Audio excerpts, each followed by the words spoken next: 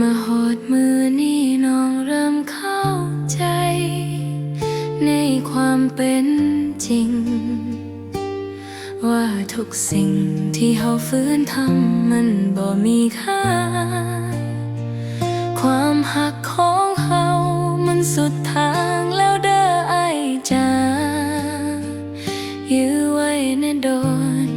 ก็เสียลาเปล่าอ้ายมักบินสูงสู่แสงทองของเมืองน้องมักอยู่แบบพอเพียง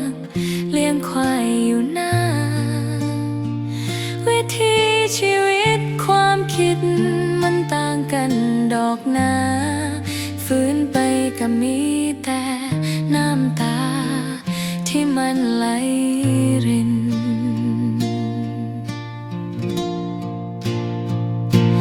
เฮาสองคน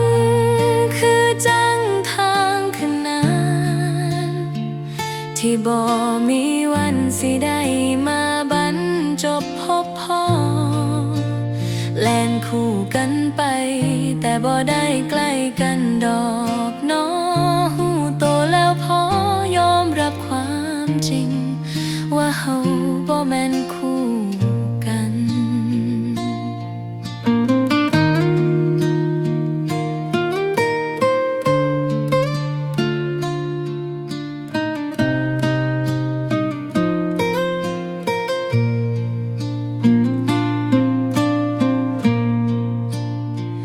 เก็บความทรงจำดีๆเอาไว้ในใจ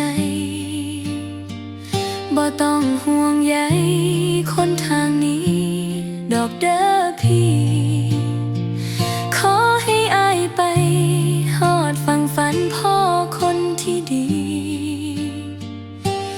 น้องคนนี้สิคอยยินดีอยู่ไกลๆ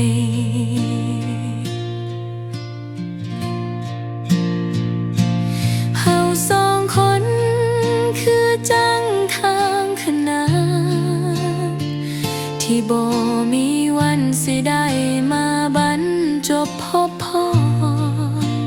แล่นคู่กันไปแต่บ่ได้ใกล้กันดอกน้อหูโตแล้วพอยอมรับความจริงว่าเฮาบ่แม่นคู่กันโชคดีเด้ออ้ายกับทางที่เลือกเดินทางขนานเส้นนี้สิขอ